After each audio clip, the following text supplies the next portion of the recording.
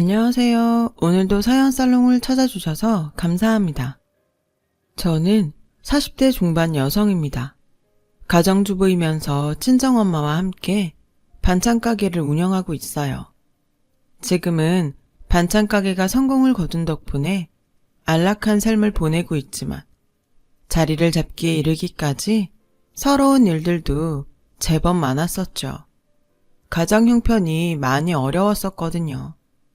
친정 부모님께서는 없이 산다고 기죽을 필요는 없다며 가난 앞에 당당하셨지만 자식 입장에서는 그게 아니더라고요. 저는 괜찮은데 평생을 고생하며 살아오신 친정 부모님이 늘 걱정이었어요.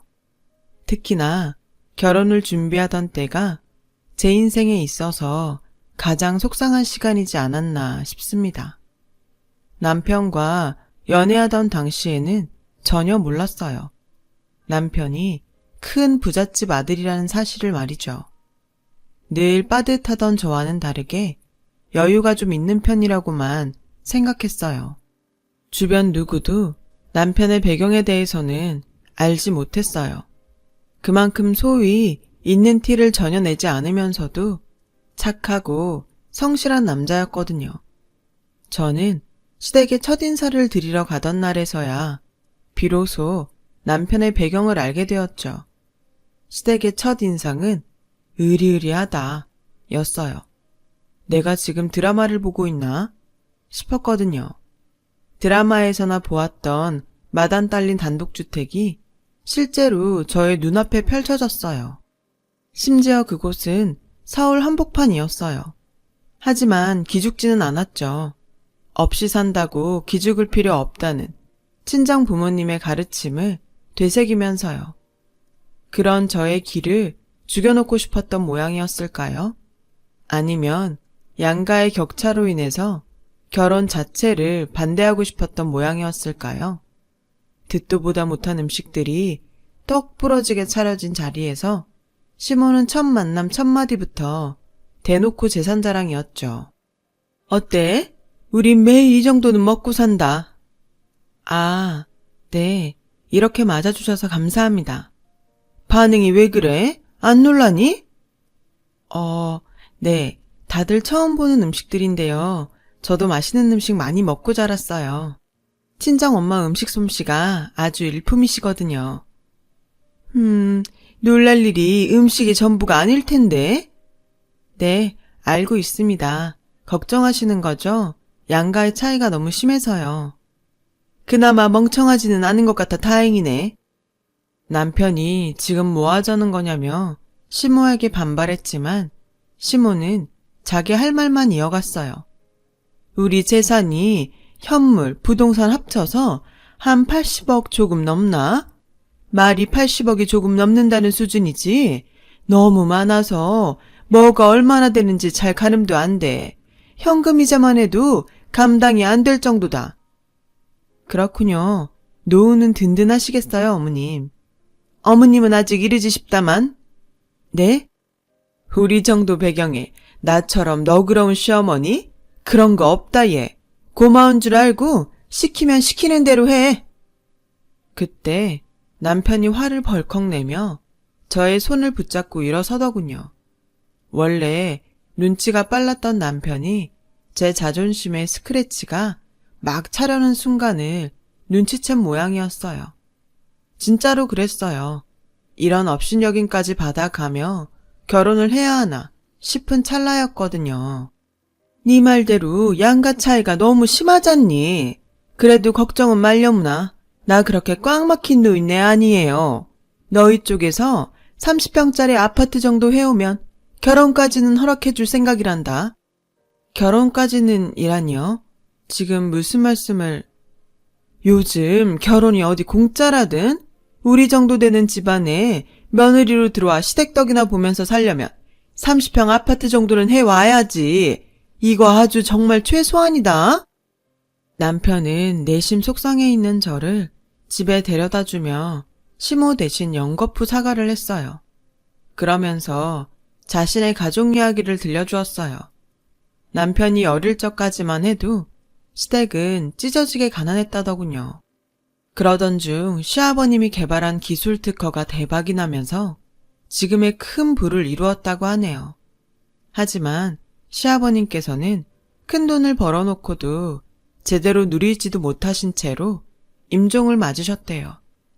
지독한 가난으로 인해 얻었던 지병이 화근이었습니다.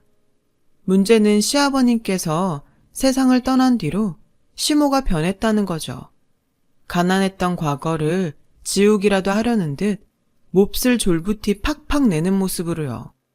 저는 그제야 평소 검소하고 성실한 남편과는 정반대되는 시모의 행동을 이해했어요. 저를 향한 무례를 이해하고 용서했다기보다는 그래서 그런 행동을 하는구나 하는 이해였죠. 결혼에 대한 걱정은 여전했어요. 양가의 차이는 사람 하기에 따라 극복 가능하다고 생각했지만 아무리 고민을 해봐도 시모될 자리가 무척이나 막막하더라고요. 현실적인 고민이었죠. 그 고민을 남편이 대번에 날려주었습니다. 엄마 얘기 신경 쓰지 마. 우리가 하는 결혼이지 엄마랑 하는 결혼 아니잖아. 나도 그러고 싶어. 나는 괜찮고. 근데 시어머니가 우리 친정부모님 앞에서도 거드름을 피우지는 않을까 싶어서. 그러면 우리 친정부모님이 상처받지는 않을까 싶어서. 그게 걱정이 되는 거지. 본가 도움 안 받고 우리끼리 잘 살면 돼. 그게 말처럼 쉽냐고. 당신 낳아준 어머니인데. 행복하게 잘 사는 모습 보면 엄마도 바뀌겠지. 안 바뀌면? 그래도 걱정하지 마. 내가 당신 끝까지 지켜줄게. 그렇게 저와 남편은 결혼 준비를 이어갔어요. 물론 시댁에서는 돈 한 푼 받지 않았죠. 저희 부부가 사회생활을 하며 알뜰살뜰 모아둔 돈과 친정 부모님께서 대출까지 받아가며 어렵게 마련한 오래된 빌라에 신혼집을 차렸고요. 친정 부모님의 대출은 저희 부부가 갚아드릴 예정이었죠. 시모는 어땠냐고요? 당연히 결혼을 한사코 반대했죠. 그럼에도 저희 부부는 굴하지 않았어요. 서로를 너무 사랑했으니까요. 결혼 후 한동안 시모의 방문이 이어졌어요. 신혼살림 하나하나 트집을 잡아대는데 없던 전까지 만들어서 떨어질 지경이었죠. 거지 같은 빌라에 산다면서 이래서 없이 산 것들은 체면이고 뭐고 모른다. 따위의 말들을 입에 올려댔고 곧 80억이 800억으로 늘어날 거라는 호언장담을 하면서 저더러 반찬 가게니 뭐니 다 때려치우고 친정 식구들과 함께 시댁에 들어와 허드렛 일이나 하며 죽은 듯 지내라더군요. 그러면 가정부에 운전기사 월급까지 더해서 쳐주겠다나 어쩐다나. 폐악질도 이런 폐악질이 또 있을까 싶더라고요. 도무지 참을 수 없던 저희 부부는 시모를 내쫓았어요. 다시는 안 볼 생각으로요. 시모도 냉정하게 돌아서더라고요. 그런데 자기야, 시어머니 소식 들었어? 아니 왜? 엄마가 또 무슨 짓 했어? 우리 집에는 우리 못마땅해서라도 안 올 거고 혹시 장인 장모님께 무슨 실수라도? 그런 건 아니고 그쪽 동네 사람들이 그러더라. 시어머니가 무슨 큰 투자를 시작했다고.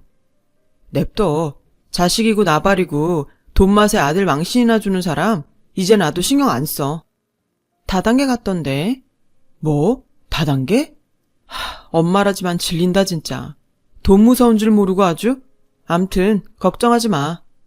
걱정은 안 해. 그냥 이 얘기가 꼭 해주고 싶어서. 뭘? 나 자기 사랑해. 혹시 시어머니가 다단계로 크게 잘못되어도 난 당신 사랑할 거고 시댁 돈 보고 결혼한 거 절대 아니니까 아무 걱정하지 마. 난 무조건 당신 편이야. 진심이었어요. 시댁의 재력을 알게 된 그 순간에 결심했거든요. 시댁의 돈, 유산, 욕심내지 말자. 남편과 사랑해서 결혼할 뿐 어긋난 욕심 따위는 내 결혼에 없다.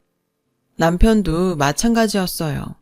저희 부부는 그 다짐을 지키기 위해 참 성실하고 정직하게 억척같이 살았어요. 저는 친정엄마와 운영하던 작은 반찬 가게에 최선을 다했고 남편은 직장에서 잦은 야근까지 해가면서 열심히 했죠.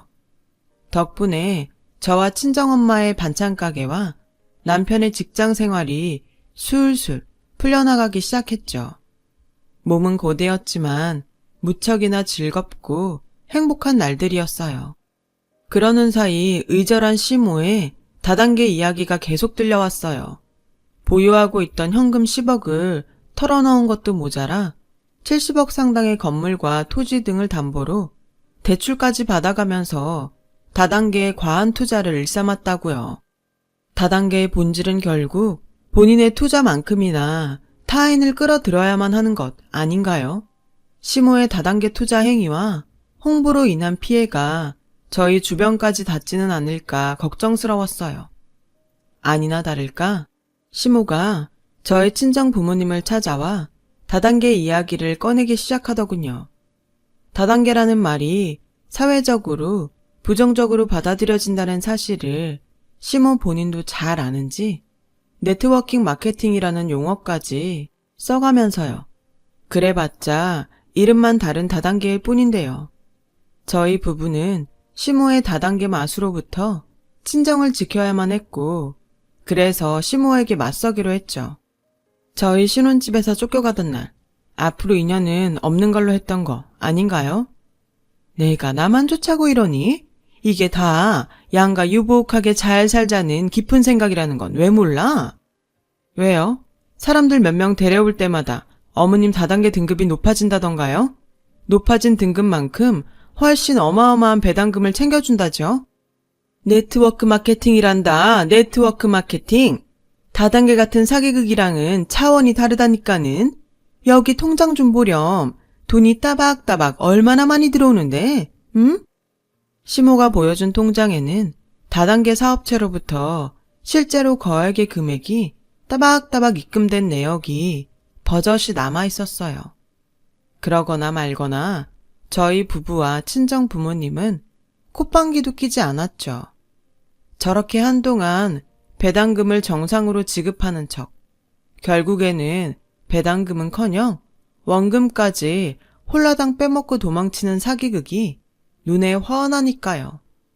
또한 거짓골이 된 시모의 모습도 눈에 훤했어요. 시모가 보여준 통장에 박혀있는 입출금 내역. 그랬습니다.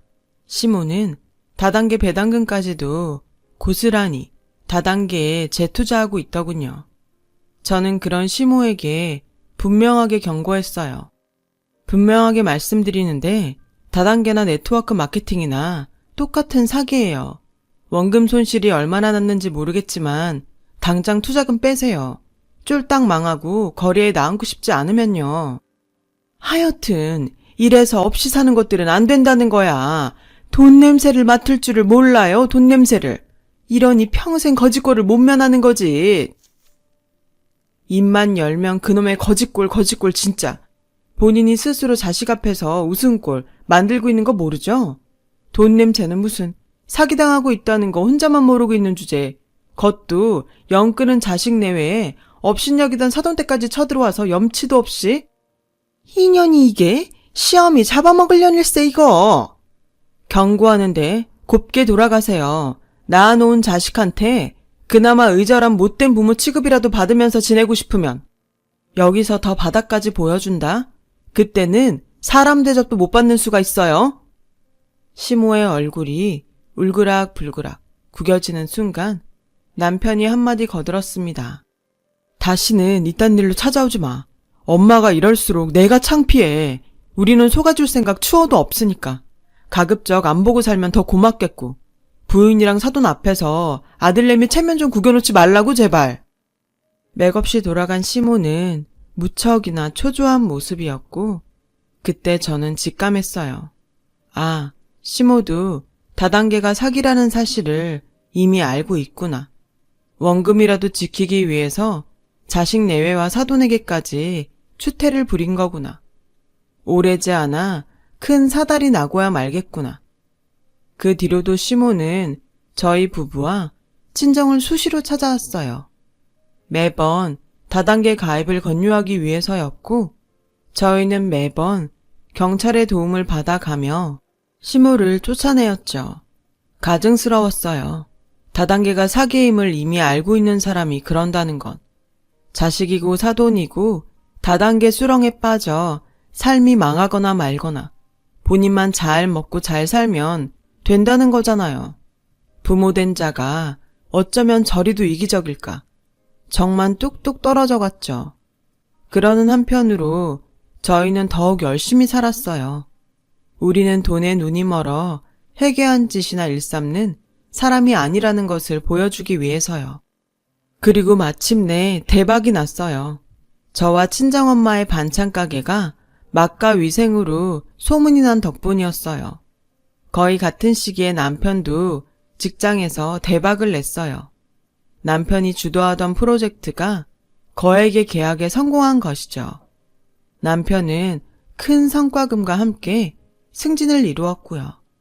두 호사를 동시에 맞이한 저희 부부는 그동안 꼬박꼬박 저축해왔던 돈과 남편의 인센티브를 합쳐 친정 부모님께서 신혼집을 마련하는 데 보태면서 생겼던 대출금을 모두 갚아드렸어요.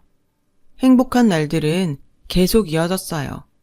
저와 친정엄마는 반찬가게 분점까지 내었고 중견 유통업체와 납품 계약까지 맺었어요. 그렇게 1년을 악착같이 모으고 또 모아서 새 신혼집을 장만하게 되었습니다. 시모가 입만 열면 요구해댔던 바로 그 30평 아파트였죠. 새 신혼집을 계약하던 날 저는 눈물을 흘리고야 말았어요. 겉으로는 당당했지만 속으로는 시모로부터 받았던 서름이 꽤 컸던 모양이더라고요. 그 서름까지 털어낸 저희 부부 앞에는 꽃길만 가득할 예정이었죠. 하지만 저희 부부가 새 신혼집 입주를 앞두고 있던 어느 날 그 1년 사이 잠잠하던 시모가 저희 부부를 찾아오더군요. 역시나 제가 반드시 사달이 나리라 예상했던 거짓골 그대로였죠. 반찬 가게가 제법 잘 된다지? 열심히 정직하게 산 덕분이죠. 누구처럼 되지도 않는 욕심에 빠지지 않고. 그런데요. 아무리 서운한 사이로소니 그래도 내가 시어머니잖니. 아범 낳아준 친모고. 죄송하지만 용건만 말씀하시겠어요? 납품기일 맞추려면 많이 바빠서. 있잖니? 나 단칸방이라도 하나 마련해 주렴. 올 것이 왔구나 싶은 제가 빤히 쳐다보자 시모가 얼마나 급했는지 대뜸 싹싹 빌며 애원하더라고요. 지난 일은 미안하게 생각해. 난 정말 악의는 없었다. 다단계니 뭐니 했던 일들 다 사과하마. 이렇게 비르마. 그러니 어디서든 살 수 있게만 해다오. 아니, 무슨 손해를 얼마나 받길래 이렇게까지 하는 건데요. 이어지는 시모의 말에 저는 경악할 수밖에 없었어요. 80억이 훌쩍 넘어간다던 시댁 재산은 한 푼 남아있지 않더군요. 더욱이 뜸했던 지난 1년 중 6개월 남짓을 집도 절도 없이 하루하루 여기저기 기생하는 신세로 보냈답니다. 솔직히 이렇게 될 줄 다 알았잖아요. 저한테 처음 쫓겨나던 날에 이미 다단계가 사기라는 거 알고 있었잖아요. 아니에요? 그때는 어떻게든 될 줄 알았지. 사람들 많이 모아서 블루 다이아몬드 등급까지만 올라가면 800억쯤 우습게 벌 줄 알았어. 전 분명 경고했는데 그걸 무시한 사람은 어머니 본인이잖아요. 심지어 사기인 거 다 알면서 자식 내외랑 사돈까지 끌어들이려고 했었잖아요. 자식이랑 사돈이야 인생이 망하건 말건 본인만 잘 먹고 잘 살면 된다는 생각이었으니까. 그래놓고 단칸방을 바래요? 아니, 얼마나 더 추악한 모습까지 보여주려고요. 사람이면 제발 사람답게 염치 좀 있어 봅시다, 제발. 그래서 이렇게 싹싹 빌자니, 응? 어떻게 하면 원망이 좀 풀리겠니? 사과는 본인 아들한테 하세요. 어머니한테 제일 크게 실망한 사람은 내가 아니라 본인 핏줄이니까. 시모를 그렇게 돌려보냈지만 솔직히 속은 편하지 않았어요. 저야 시모가 당연히 밉죠. 꼴도 보기 싫죠. 세상 어느 며느리가 친정 부모님을 업신여긴 것도 모자라 지 살자고 사기극에까지 끌어들이려 했던 시모를 쉽게 용서하겠냐고요. 하지만 남편이 속상해하고 있었어요. 평소 입에도 대지 않던 소주잔까지 제가 잠든 사이에 몰래 기울여 가면서요. 남편 또한 시모가 밉기는 마찬가지였어요. 다만 일찍 돌아가신 아버님을 뵐 면목이 없는 눈치더군요. 고생만 하다가 부를 제대로 누려보지도 못한 그 채로 돌아가신 아버지가 참 불쌍하다. 아버지가 살아 계셨다면 이렇게 될 일은 없었을 텐데. 저희 속이 불편했던 이유가 바로 그것이었습니다. 저는 세상 무슨 일이 있어도 그 사람 편인데 그런 남편이 속상해하고 있으니까요. 근 한 달 정도를 고민하던 저는 남편을 이끌고 시아버님께서 잠들어 계신 낙골당을 찾았어요. 시아버님의 영전 앞에 시모의 이야기를 조심조심 털어놓았죠. 당신이 일군 재산을 시모가 다단계 사기로 탕진해버린 탓에 거지꼴이 되었다는 이야기부터 남편이 시아버님을 떠올리며 속상해하고 있다는 이야기까지 모두요. 그리고는 묵묵히 고개만 숙이고 있던 남편에게 넌지시 이야기를 꺼냈어요. 난 무조건 당신 편이라고 했던 말 기억해? 기억하지 그럼. 얼마나 고마웠는데. 그럼 됐어. 난 지금도 당신 편이야. 앞으로도 당신 편일 거고. 그니까 당신 뜻대로 해도 좋아. 다음 날은 마침 저희 부부가 새 신혼집에 입주하는 날이었어요. 저희는 새 신혼집에 이사를 마치기 무섭게 모든 짐이 빠져나간 채로 텅 빈 옛 신혼집에 시모를 데려다 놓았죠. 그곳은 바로 시모가 일만 열면 거지꼴이라며 흠을 잡아대던 오래된 빌라였고 차마 입이 떨어지지 않는 눈치인 남편 대신 제가 나섰습니다. 어머님이 입만 열면 부르짖었던 30평 아파트는 못 해드려요.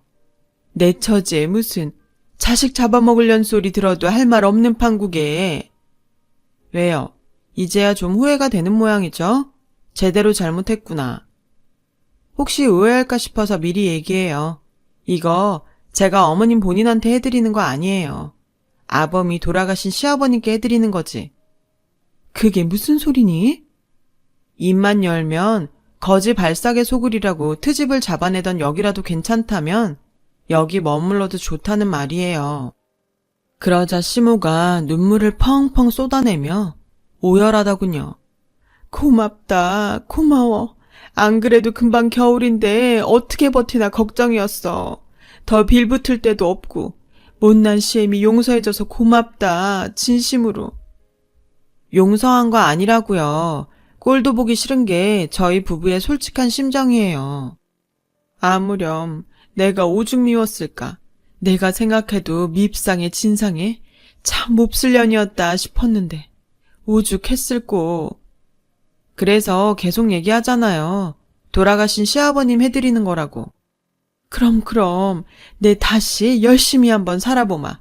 다시는 과분한 돈 욕심도 내지 않으면서 정직하게 다시 잘 살아볼게.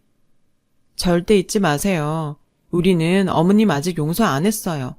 그냥 마지막 기회를 드렸을 뿐이죠. 또다시 헛된 돈 욕심에 해괴한 행동 하시면 그때는 아들 며느리 없는 줄 아세요. 시모는 그렇게 저희 부부의 옛 신혼 빌라에 들어와 살게 되었어요. 공공 근로와 식당 아르바이트를 해가면서 어머님 스스로 월세를 꼬박꼬박 내고 있답니다. 아무래도 스스로 뉘우친 바가 꽤 큰 모양인지 지금까지도 개가천선한 모습을 이어가고 있어요. 물론 저희 부부는 시모를 늘 경계하고 있죠. 사람 쉽게 고쳐지는 법 아니라잖아요. 한 번은 천륜으로 감싸주었지만 두 번은 저희로서도 어쩔 수가 없기에 더더욱 관심을 갖고 지켜보는 중이에요. 시어머니께서 과거의 잘못을 완전히 떨치시고 사람다운 모습을 완전히 되찾기를 기원하면서요. 긴 이야기 들어주셔서 고맙습니다. 하루하루 열심히 여러분의 삶을 사는 자신에게 오늘은 더 칭찬을 많이 해주시는 건 어떨까요? 나 참 잘 살아왔다. 참 잘했다. 이렇게요. 여러분, 사연 댓글에 응원과 현명한 조언 부탁드려요.